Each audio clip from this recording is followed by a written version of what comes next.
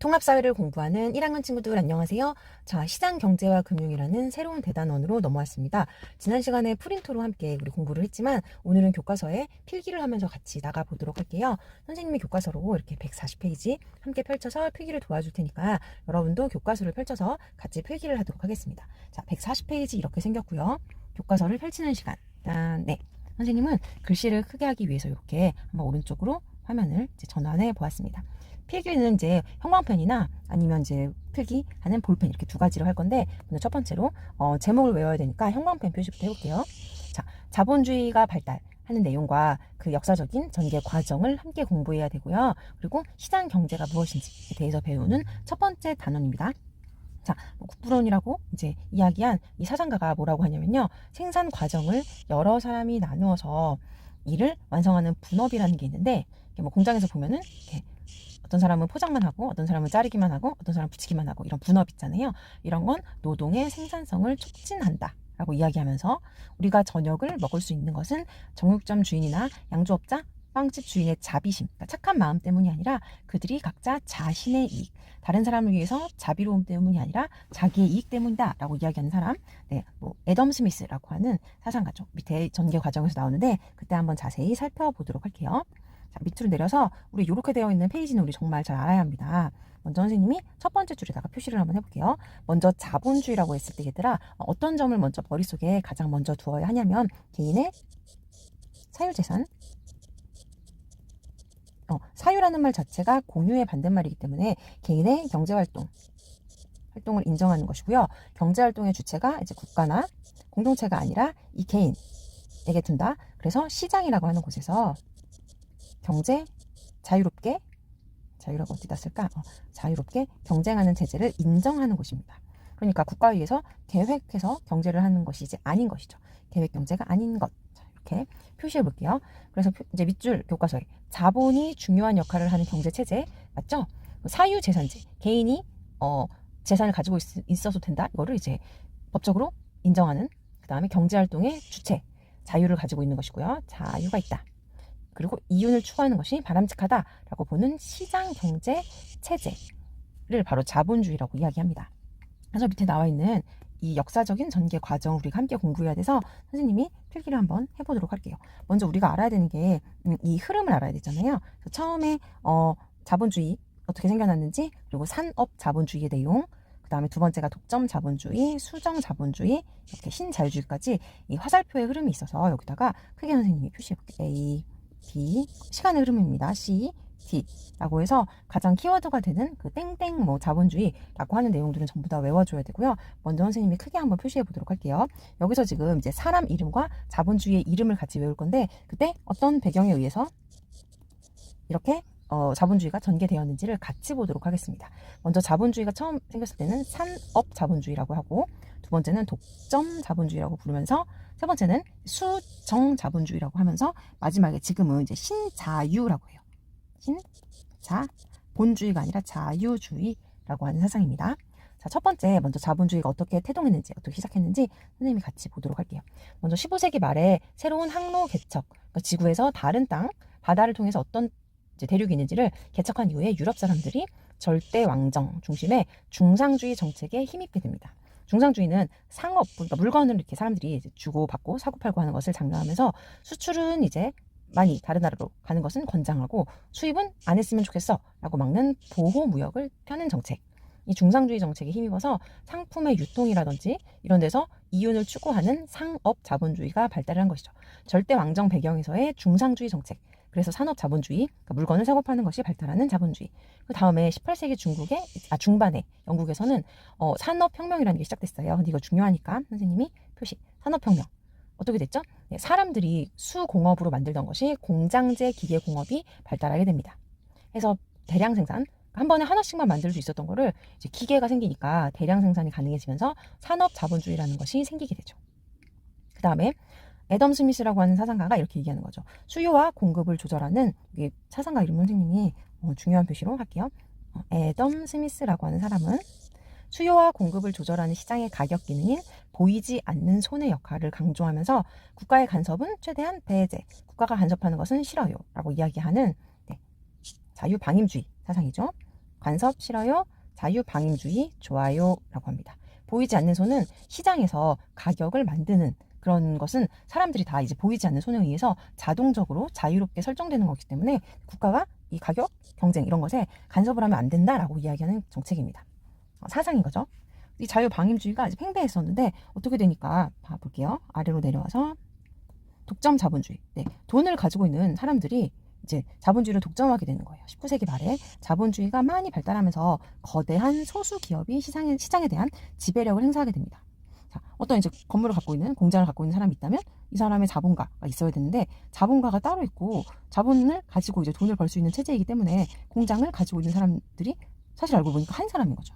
소수의 기업이 시장에 대한 지배력을 강화하게 되니까 독점 자본주의가 생기면서 자본주의 발달에서는 이제 소득이 불평등해지고 또 사람들이 빈부격차가 많아지고 이런 문제를 비판하면서 어떤 사상? 네, 사회주의라고 하는 사상이 이제 대두하게 되는 것이죠. 네, 마르크스라고 하는 학자인데 지금 여기선 자세히 나오지 않고 뭐 공산주의, 사회주의 이런 것을 주장한 학자입니다. 자, 그래서 수정 자본주의로 넘어올 수밖에 없었는데요. 자, 여기 선생님 이번엔 초록색으로 바꿔서 1929년에 대공황이 발생하면서 은행과 기업이 도산하고 실업자가 늘어나게 됩니다. 그러니까 자유롭게 자유방임주의의 이제 시장을 맡겼더니만 실업자가 늘어나고 이제 물건을 맞는데 팔리지가 않는 거죠. 그래서 이때 케인즈라는 사람이 애덤 스미스의 이야기를 이제 이어받아서 진짜 이런 자본주의, 자유주의, 개인의 자유 중시하는 거 좋다. 하지만 시장 경제의 문제점을 보완해야 된다. 라고 하면서 정부가 시장에 개입하는 것을 허용하자라고 하면서 대규모 공공사업을 만듭니다.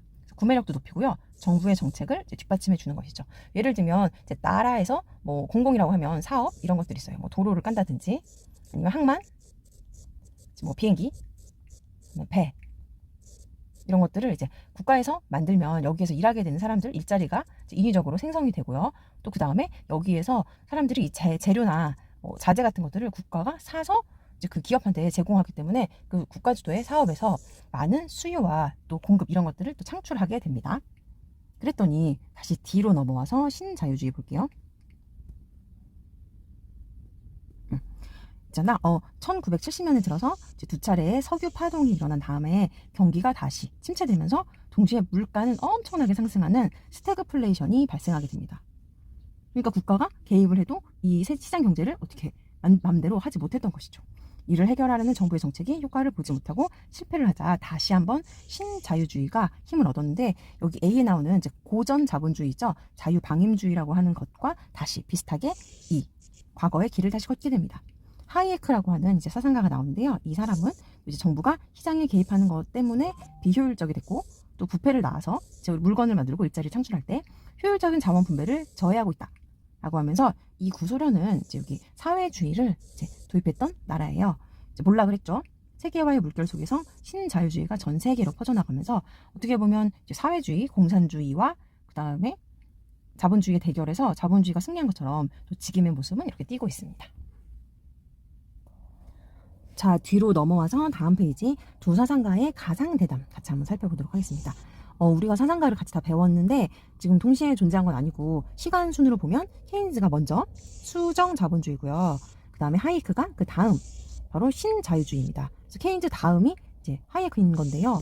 하이크 입장에서는 케인즈를 비판할 수 있겠지만 케인즈는 돌아가셨잖아요. 그래서 여기 지금 가상대담의 형태로 나와 있습니다. 같이 공부하게 되는 이제 내용 선생님이 이제 포인트 이건데요.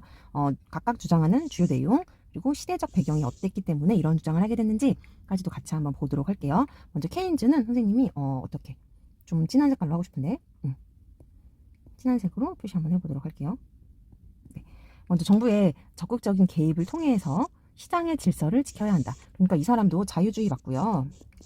사유재산 인정하고요. 하는데 국가가 개입해서 시장의 질서에 관여해야 된다라고 보는 입장인 거죠. 나는 자유방임주의랑 달라라고 하면서 수정자본주의를 주장할 거야 라고 하고 있죠.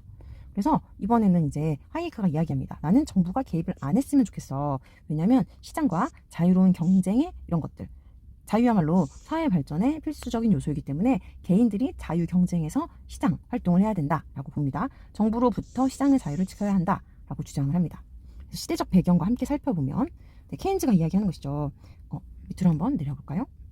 네, 케인즈는 지금 1929년 대공황이라는 경제 위기가 있었을 때 물건은 많아서 사람들이 살 것이 많이 있는데도 사는 사람이 없고, 네, 이때 기억나시죠? 보이지 않는 손이 실패했었던 그 기억. 그래서 미국에서는 뉴딜 정책이라는 것을 만들어서 시장에 개입한 그것 때문에 대공황을 극복한 적이 있다 라고 말하면서 실업 구제 정책과 뉴딜 정책인데요. 그래서 이번에 우리 네, 같이 공부하게 된 이제 뉴딜이라는 단어가 있었죠. 대규모 공공사업 등을 통해서 실질적인 구매력이 있는 수요를 늘리려고 한 정부의 정책이고요. 정부가 시장에 개입해야 된다라고 주장함과 동시에 이제 또 그 다음에 하이에크한테는 비판을 받는 점이죠. 1970년대에는 석유 파동이 일어나서 물가 상승에까지 이제 불황까지 겹쳤습니다. 일자리도 이제. 네. 근데 정부의 개입은 비효율적이었고 부패로까지 흘러가서 효과가 없었습니다. 시간이 걸려도 보이지 않는 손에 의해서 시장에게 자유를 주는 것이 더 좋다고 생각합니다. 라고 하는 입장이에요. 자, 마지막으로 하고 싶은 말 이렇게 해서 이제 이야기 하나 봅니다. 자, 헤인즈는 수정자본주의였죠. 네. 당신이 말하는 자유경쟁 시장은 경제의 주체들이 대등하지 않을 때 하는 것이죠. 약육강식의 정글과 다름없죠. 돈 많은 사람이 계속 더 많이 벌 수밖에 없는 구조. 네. 경제도 정부가 돌봐주면서 보완책을 제시해야 됩니다. 라고 이야기합니다. 그래서 하이에크가 말하죠. 케인즈 씨, 당신이 주장한 정부의 개입은 스태그플레이션이라는 경제 위기를 해결하지 못했고요. 결국에 정부 실패였죠. 정부가 경제에 개입하면 자원 분배가 효율적이지 못하고 경제는 시장에 맡겨야 된다는 결론이 또다시 나옵니다. 라고 하는 신자유주의, 자본주의가 아닙니다. 여러분, 신자유주의. 자유는 자유인데 새로운 자유이다. 라고 하는 이 사상이 또 다시 한번 주장하고 또 대유행을 하게 되는 것이죠. 자, 여기까지 교과서에 정리를 해두세요.